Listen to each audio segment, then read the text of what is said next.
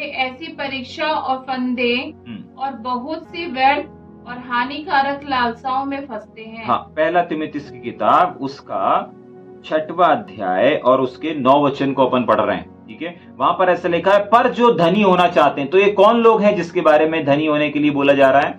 वे लोग जो सेवकाई को कर रहे हैं, वे लोग जो अपने जीवन में परमेश्वर की सेवकाई को कर रहे हैं, लेकिन अगर उनकी मानसिकता ऐसी हो चुकी है कि वो धन किस चीज के लिए धनी होना चाहते हैं। यहां पर वो वाला धन नहीं बोला जा रहा है जो कि सेवकाई को, बाइबल में बहुत जगह पर सेवकाई को भी क्या बोला गया है? सेवकाई को भी धन बोला गया है। अगर आप मिट्टी वाले उस उदाहरण को पढ़ेंगे, वहां पर हम परमेश्वर का धन्यवाद करते हैं कि उसने असीम सामर्थ, असीम धन इस मिट्टी के बर्तन में हमको दे करके रखा है। ठीक है, तो ये वो वाला धन नहीं है, सेवकाई एक धन नहीं है। यहां वाला अभी जो वचन लिखा हुआ है, इसमें सेवकाई वाला धन नहीं है, इसमें रियलिटी वाला धन है। ठीक है कि नहीं? अगर एक सेवक सेवकाई के दौरान क्या होना चाहते हैं? धनी होना चाहते हैं, उनके लिए लिखा हुआ है। ऐसे सेवकों के लिए जो कल हमने देखा था, पहला तिमुथियुस किताब उसका 6वां उसके 5वें वचन के लास्ट भाग में लिखा है कि भक्ति कमाई का द्वार है। ऐसे सेवक हैं जो क्या समझते हैं? जिनकी मानसिकता क्या है? सेवकाई को लेकर के, प्रचार को लेकर के, एक शहर से दूसरे शहर में जाने को लेकर के क्या मानसिकता है? क्या लिखा है लास्ट लाइन में उसमें? जो सेवक ये समझते हैं कि भक्ति का मतलब है सेवकाई। भक्ति का मतलब क्या है? सेवकाई। तो ऐसे सेवकों के लिए लिखा हुआ है कि जो सेवकों की मानसिकता है कि सेवकाई जो है एक कमाई का आने का, जैसे द्वार होता है ना, द्वार से एक व्यक्ति अंदर आता है, ऐसे ही सेवकाई क्या है? एक ऐसा द्वार है जिससे धन अंदर आता है। समझ पा रहे हैं? ऐसे सेवकों की मानसिकता जिसकी है उसके लिए लिखा हुआ है। ऐसे सेवक जो इस मानसिकता के साथ काम करते हैं ना कि भाई ये भक्ति, ये जो सेवा है, ये कमाई का द्वार है, तो उनके लिए आगे 9 वचन में, जिस वचन को हम अध्ययन कर रहे हैं, 9 वचन में इस प्रकार से लिखा हुआ है कि जो सेवक धनी होना चाहते हैं, क्योंकि मानसिकता वैसी है ना कि भाई ये द्वार है, मानसिकता वैसी बनी हुई है कि भाई भक्ति जो है कमाई का द्वार है, कमाई इसी के द्वारा होती है। ठीक है, तो उनके लिए विशेष कुछ चेतावनियों को हम देखेंगे आज। ठीक है कि नहीं? जिनकी मानसिकता, जैसे जिन सेवकों की ऐसी मानसिकता है कि मैं यहां जाऊंगा तो मुझे इतना मिलेगा, मैं वहां जाऊंगा तो मुझे इतना पैसा मिलेगा, धन मिलेगा, ये मिलेगा, वो मिलेगा, तो उनके अंदर मानसिकताएं भरी हुई है। ठीक है, कि हमारी सेवकाई एक पैसे कमाने का माध्यम है। उनके लिए कुछ चेतावनियों को आज हम देखने जा रहे हैं। तैयार हैं? वापस पढ़ेंगे 9 वचन का शुरू से।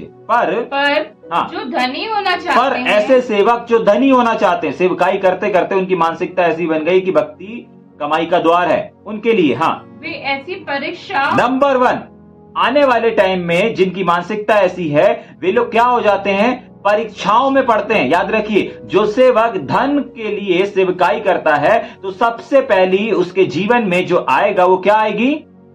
क्या आएगी? परीक्षा। नंबर 1 परीक्षा। वो व्यक्ति हमेशा परीक्षाओं में पढ़ता रहेगा। एक व्यक्ति होता है ना जिसके पास साल भर में एक बार परीक्षा आती है, लेकिन जो धन के पीछे भागते हैं, पैसे के पीछे सेवकाई करते हैं, उन लोगों के जीवन में प्रतिदिन परीक्षाएं आती हैं। जाग रहे? हाँ, प्रतिदिन उनके सामने परीक्षाएं आएंगी और वो परीक्षा में अगर धन के प्रति मोहित है तो वो परीक्षा में फेल हो जाएंगे। क्यों? क्योंकि उनकी मानसिकता है कि भाई सेवकाई पैसे आने का एक द्वार है, एक दरवाजा है। और बाइबल यहां पर बता रही है कि जो धनी होना चाहते हैं, जो सेवक लोग धनी होना चाहते हैं, वो लोग क्या होते हैं? अधिकांश परीक्षाओं में पढ़ते रहते हैं। और परमेश्वर का वचन कहता है हमें परीक्षा में ना ला, हम लोग प्रार्थना करते हैं। जाग रहे? हाँ, और कौन लोग आज परीक्षाओं में पढ़ते चले जा रहे हैं? जो लोग धन के पीछे भाग रहे हैं। अपनी मानसिकता ऐसे बना करके रखें कि धन, एक सेवकाई जो है वो धन के आने का एक द्वार है, एक दरवाजा है। और आज की सुबह परमेश्वर हमें सबसे पहले आग्रह कर रहा है कि देखो, आप परमेश्वर के सेवक हो, आप परमेश्वर के बेटे हो, आप परमेश्वर की बेटी हो, आपको परमेश्वर ने अपनी सेवकाई के लिए चुना है, तो अपने ध्यान और अपनी मानसिकता को बदल डालें। क्योंकि अगर आप अपनी मानसिकता को नहीं बदलेंगे कि भाई सेवकाई एक कमाई का द्वार नहीं है। जाग रहे? हाँ, आपको इस बात को समझना पड़ेगा कि सेवकाई जब आप कर रहे हैं तो ये कमाई का एक दरवाजा नहीं है। क्यों? क्योंकि पहली चीज, अगर आप ऐसी मानसिकता के साथ आगे बढ़ेंगे तो सबसे ज्यादा आपके जीवन में क्या आएंगी? परीक्षाएं आएंगी। और अगर आपका ध्यान धन पे लगा हुआ है तो आप परीक्षाओं में पास होकर के आगे नहीं जाएंगे, परंतु परीक्षाओं में फेल होकर के वापस वहीं पर आ जाएंगे। क्या होता है जब एक बच्चा फेल हो जाता है तो वापस पढ़ता है, वापस एग्जाम देता है, वापस वही चीजों को करता है। तो अगर आप धन के पीछे भागेंगे तो सबसे पहले आपको किस चीज का सामना करना पड़ेगा? परीक्षाओं का सामना करना पड़ेगा। और साल भर में एक बार में नहीं, लेकिन हर दिन, हर सप्ताह आपके सामने एक परीक्षा से होकर के आएंगी। और कैसी परीक्षाएं आएंगी उस चीज को भी देखेंगे। ठीक, परीक्षा और फंदे। दूसरा, अगर एक सेवक धन को अपनी मानसिकता बना करके कि धन, सेवकाई एक धन है, धन के आया, सेवकाई एक ऐसा द्वार है जिससे धन आता है, अगर ऐसी मानसिकता के साथ एक सेवक आगे बढ़ रहा है तो दूसरी चीज, वो जहां बने वहां फंदे में फंस जाएगा। आपको मालूम फंदे में फंसना किसको कहते हैं? किसी भी काम को शुरू कर रहा है, सफल नहीं होगा। कपड़े खरीद रहा है, कपड़े खरीदने के बाद पछताना पड़ेगा, मतलब फंस गया, उसका पैसा फंस गया। कोई बिजनेस शुरू किया, उस बिजनेस में उसका पैसा फंस गया, लॉस हो गया। जाग रहे? कोई काम शुरू किया, वो काम उसका सफल नहीं हुआ। कहीं नौकरी करना शुरू किया, वो नौकरी उसकी सफल नहीं हुआ। जाग रहे? कहीं प्रचार करके आ गए, लेकिन वहां से कोई भी एक आत्मा नहीं बची। क्यों नहीं बची? फंस गए, समय फंस गया, पैसे फंस गए, हर एक चीज वहां पर फंसते चले जाएंगे। जाग रहे? ये निशानी है कि एक सेवक की जो मानसिकता है वो क्या है, उसका फोकस क्या है, वो किसके पीछे भाग रहा है? धन के पीछे भाग रहा है। ये सारी निशानियां इस बात को दर्शाती हैं कि एक सेवक अपने सेवकाई में उस सेवकाई को सेवा के रूप में ना देख करके एक धन के रूप में देख रहा है। तब जाकर के परमेश्वर का वचन कहता है कि पहली चीज, वो परीक्षाओं से घिरा रहेगा, हर कदम पे उसके परीक्षाएं आएंगी। और दूसरी चीज, वो जहां बने वहां फंसता चला जाएगा। कोई उससे पैसे मांग करके ले जाएगा और क्या होगा? पैसे वापस ही नहीं करेंगे, उसका पैसा फंस जाएगा। कोई स्कीम आई, कोई भी स्कीमें निकलती है ना, कोई लोन की स्कीम है, कोई प्रोजेक्ट की स्कीम है, कोई ईसी, जहां बने वहां पर उसका पैसा फंस जाएगा। जहां बने वहां पर उसका काम सफल नहीं होगा। बोलेगा यार हमने तो अच्छे विवेक से शुरू किया, अच्छे इरादे से शुरू किया, लेकिन हम यहां फंस गए। जाग रहे? जहां बने वहां वो फंसता नजर आएगा। अगर ऐसे सेवक आपको नजर आ रहे हैं तो समझ जाइए कि उनका ध्यान और उनका इंटेंशन, उनका सेवकाई नहीं है, परंतु सेवकाई के पीछे छुपा हुआ धन है। उनका विवेक, उनकी मानसिकता सेवकाई और परमेश्वर के राज्य को नहीं ढूंढ रही है, परंतु धन को खोज रही है। जाग रहे? समझ में आ रहा है? पहली चीज, परीक्षाओं से घिरे रहेंगे। दूसरी चीज, फंदे में फंसते जाएंगे। आप देखेंगे उनको कोई भी काम सफल नहीं हो रहा है, आराधना ठीक से नहीं हो पा रही है। जाग रहे? हाँ, प्रचार कर रहे हैं, अच्छा प्रचार हो रहा है, लेकिन आत्माएं नहीं बच रही हैं। अच्छा उपवास प्रार्थना कर रहे हैं, लेकिन कोई बदलाव को नहीं देख पा रहे हैं। क्यों? फंदे में फंसते चले जा रहे हैं। जाग रहे? कोई किस्त से आपने किसी सामान को लिया, पता चला वो किस्त पटने से पहले ही आपका सामान खराब हो गया। मोबाइल लिया, मोबाइल चोरी हो गया, फंदे में फंस गए। अरे यार फ्री के पैसे दे रहे हैं, अरे हम भला करना चाह रहे थे, भलाई के चक्कर में हमारे गले फंस गया। जाग रहे? हाँ, जो सेवक अपने सेवकाई को पैसे का द्वार समझते हैं ना, वो हमेशा कहीं ना कहीं किसी ना किसी फंदे में फंसे हुए आपको और हमको नजर आएंगे। ये पहचान है। जो धन के पीछे भागता है वो फंसता हुआ नजर आएगा, फंसा हुआ नजर आएगा। कहीं ना कहीं किसी जंजीर से, कामों की जंजीर से, बोझ की जंजीर से, कर्ज की जंजीरों से कहीं ना कहीं वो फंसा हुआ नजर आएगा। बीमारी की जंजीर से, समझ पा रहे? परिवार की जंजीर से, जिम्मेदारियों की जंजीर से, कहीं ना कहीं वो किसी ना किसी फंदे में फंसा हुआ नजर आएगा। जाग रहे? हाँ, ये पहचान है कि एक व्यक्ति कैसा है। धन के पीछे उसका फोकस क्या है? धन है। उसका फोकस सेवकाई नहीं है, उसका फोकस क्या है? धन। साफ परमेश्वर का वचन के लिखा हुआ है। एक और बार पढ़ेंगे क्या? हाँ, पर जो धनी होना चाहते हैं, वे ऐसी परीक्षा, पहली चीज, वो हमेशा परीक्षाओं से घिरे रहेंगे। दूसरी बात, वो क्या करे रहेंगे? हर जगह आप जहां पर भी उनको देखेंगे किसी ना किसी फंदे में वो नजर आएंगे। है क्या कोई हमारे बीच में? है क्या कोई ऐसा सेवक जो आज आपके आसपास है, सेवकाई कर रहा है या सेवकाई करना चाहता है, लेकिन जहां बने वहां वो फंदे में फंसा हुआ नजर आ रहा है। सेवकाई में फ्रीडम नहीं है, परिवार में फंसा है, कर्ज में फंसा है, एक से निकलता दूसरा फंस जाता है। समझ जाइए, उनका इंटेंशन सेवकाई नहीं है, परंतु उनका केंद्र बिंदु क्या है? केंद्र बिंदु क्या है? धन है। ठीक, आगे चलेंगे क्या फंदे के बाद? और बहुत सी व्यर्थ और हानिकारक लालसाओं, और बहुत सी व्यर्थ चीजों में अपने समय को देंगे, व्यर्थ बातों में अपने समय को देंगे, गेम खेलते हुए, किसी से बेवजह बात करते हुए, मतलब व्यर्थ चीजें उनके साथ ज्यादा होंगी।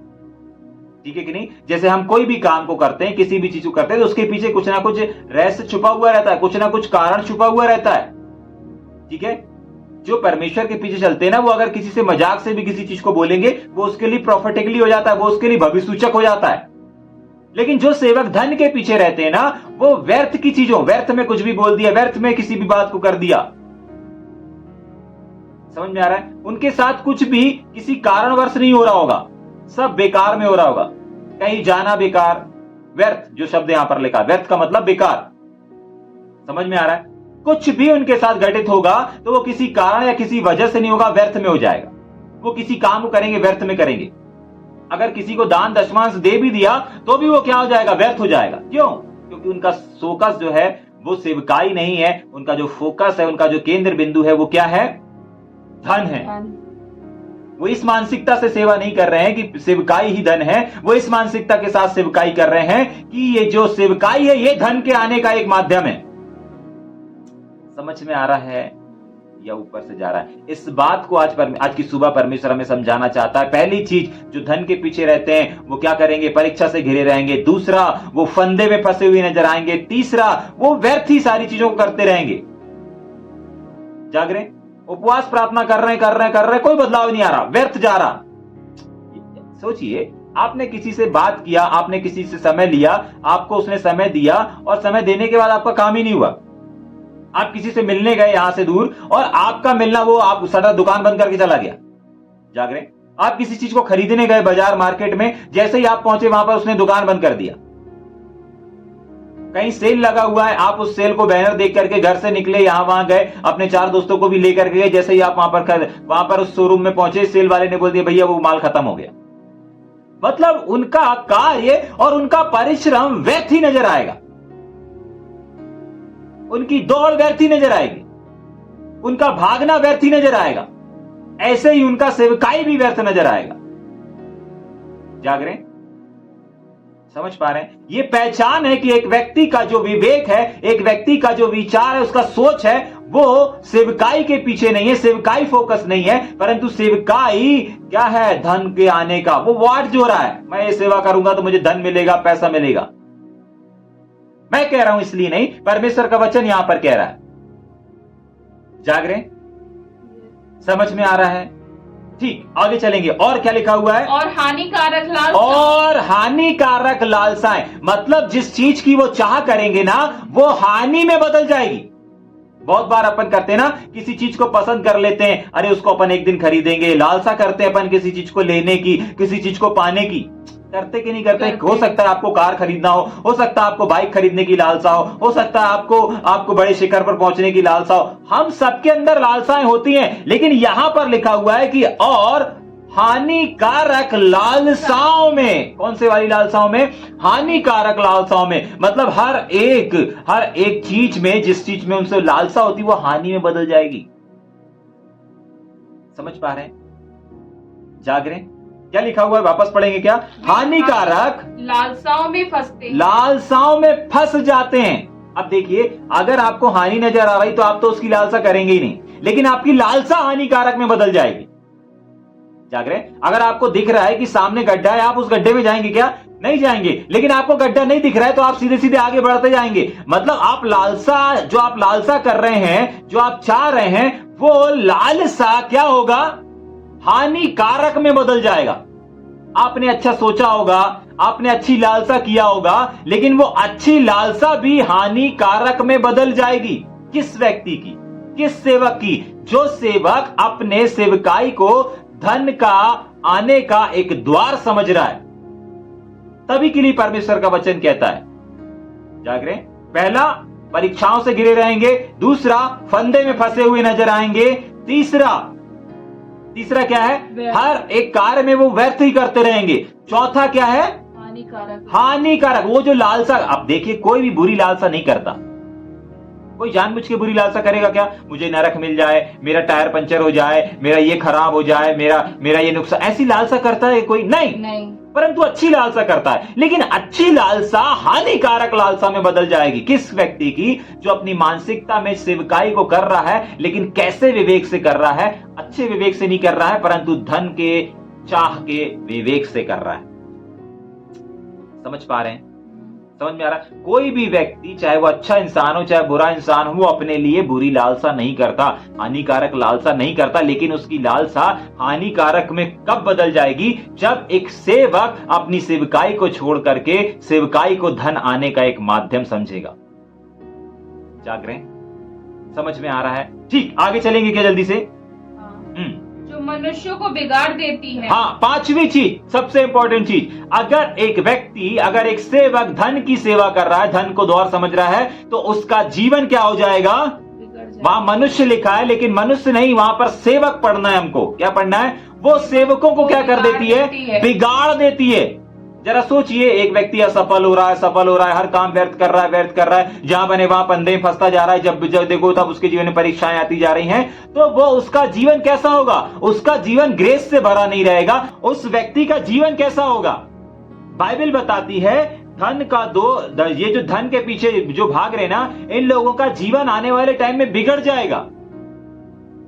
हाँ, और बहुत सारे सेवकों का बिगड़ भी गया है, अभी से नहीं, उन प्रेरितों के काम के समय से बहुत सारे। और प्रेरितों के काम तो छोड़िए, पुराने नियम को भी अगर आप देखेंगे, वहां पर भी धन के वजह से लोगों ने अपनी अच्छी सेवकाइयों को क्या कर दिया है? बिगाड़ दिया। यहां पर जो बिगाड़ना शब्द लिखा हुआ है, यहां पर सेवकाई भी बिगड़ती है और सामने वाले व्यक्ति का जीवन भी बिगड़ता है। क्या लिखा हुआ है? जो मनुष्यों को बिगाड़ देती है, जो मनुष्यों की सेवकाई को बिगाड़ देती, मतलब उनको और उनकी सेवकाई को, दोनों को बिगाड़। देखिए, जब एक सेवक ही बिगड़ जाएगा तो उसकी सेवकाई अच्छी कहलाएगी क्या? नहीं कहलाएगी। इसका मतलब वो और उसकी सेवकाई दोनों क्या हो जाएगी? बिगड़ जाएगी। किस व्यक्ति की? किस इंसान की? जो व्यक्ति किसके पीछे भाग रहा है? धन को देखते हुए आगे बढ़ रहा है, धन के पीछे भाग रहा है। जाग रहे?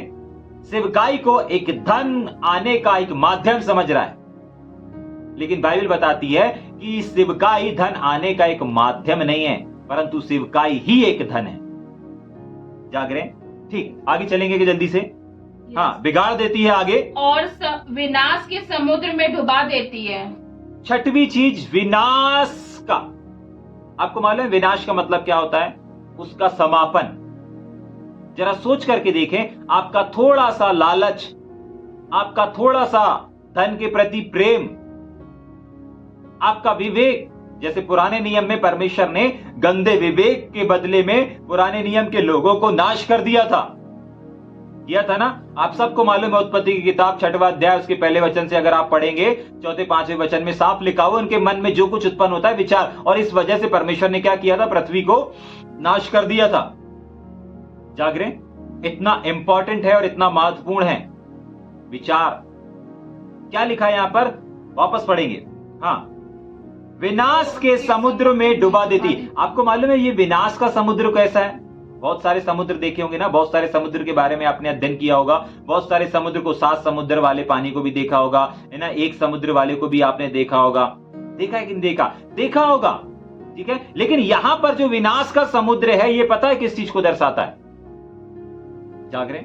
विनाश का समुद्र, बाइबल बताती है, विनाश का समुद्र का मतलब होता है नरक की आग,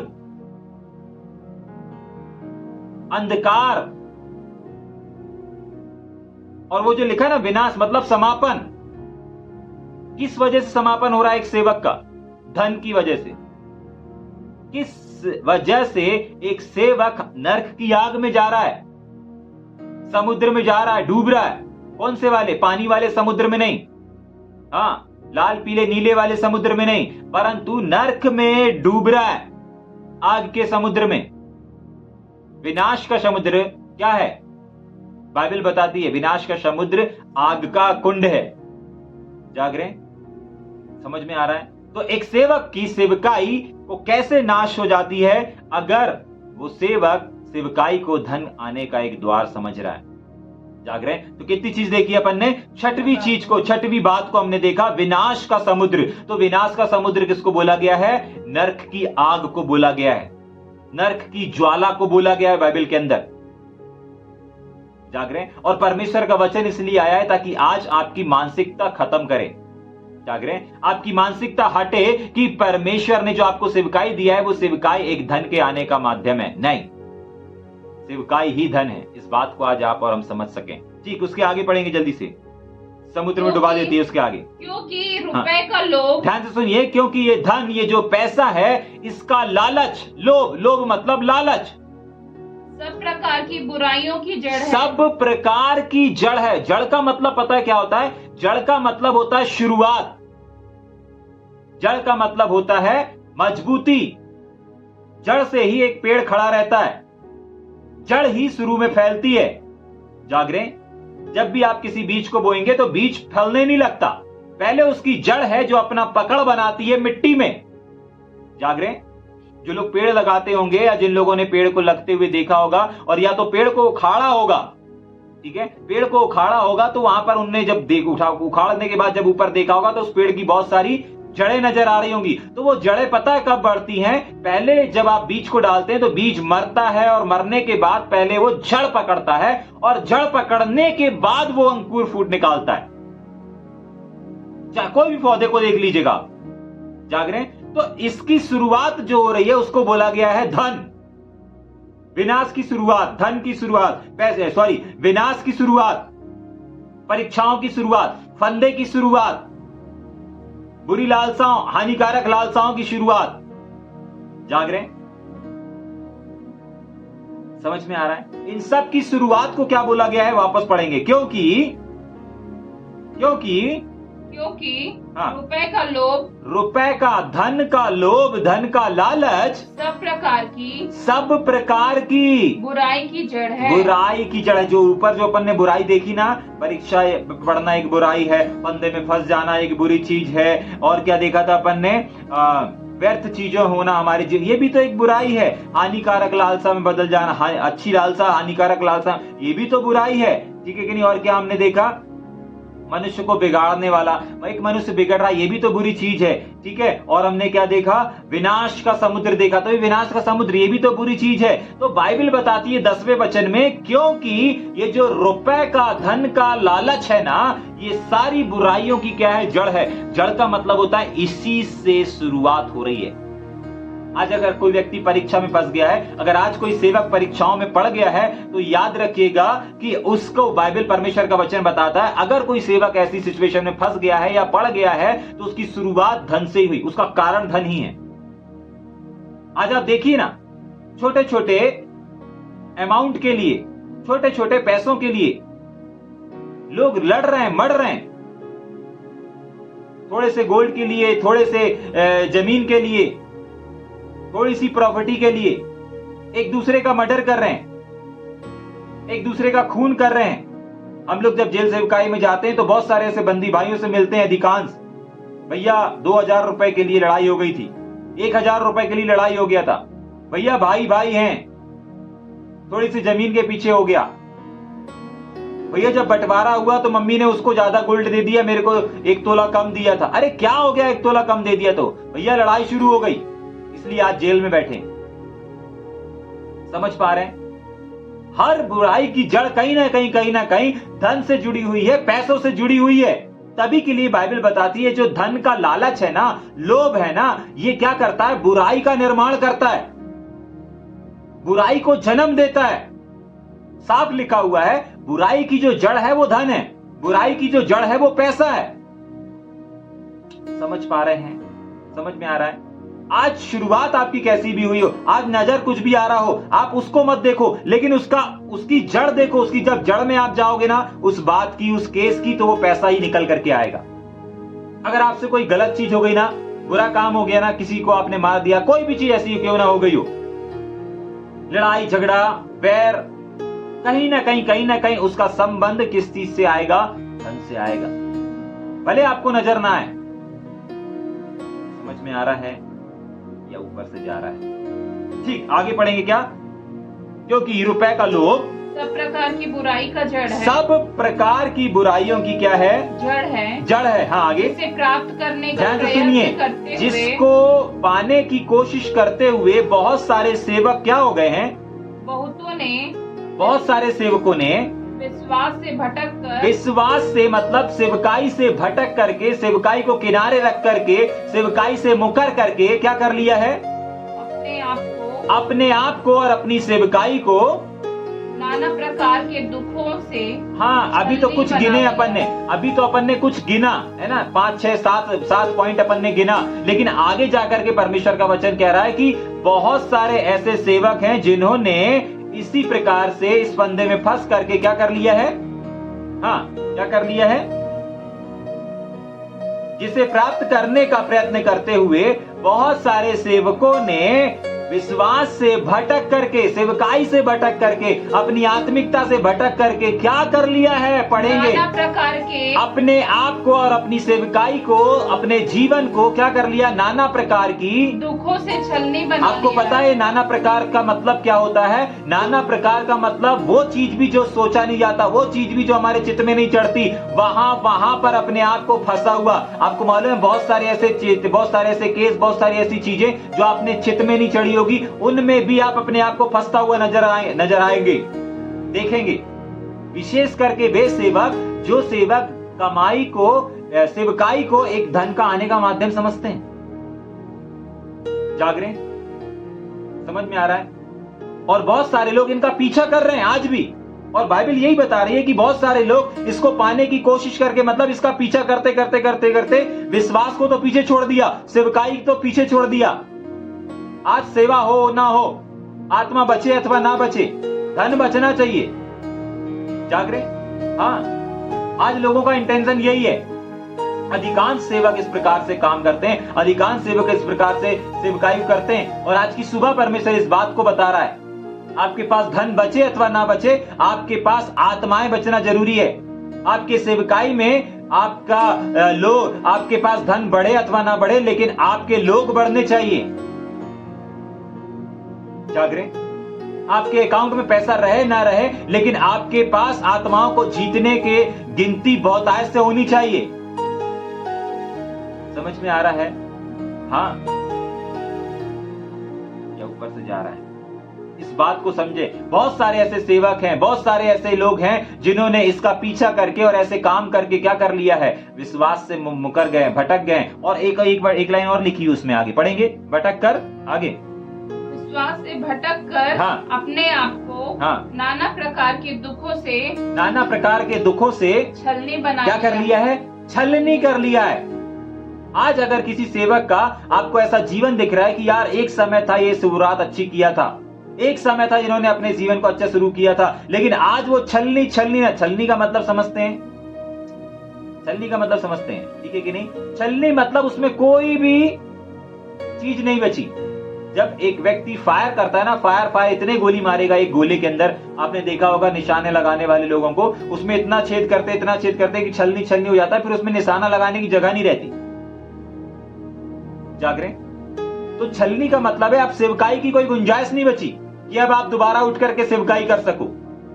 इससे पहले कि परमेश्वर आपको क्या करे, इससे पहले कि आपका जीवन, आपकी सेवकाई क्या हो जाए? छलनी हो जाए। अपने ध्यान, अपने इंटेंशन को इस चीज से, इस बात से अलग करें कि सेवकाई क्या है? सेवकाई कमाई का एक द्वार है।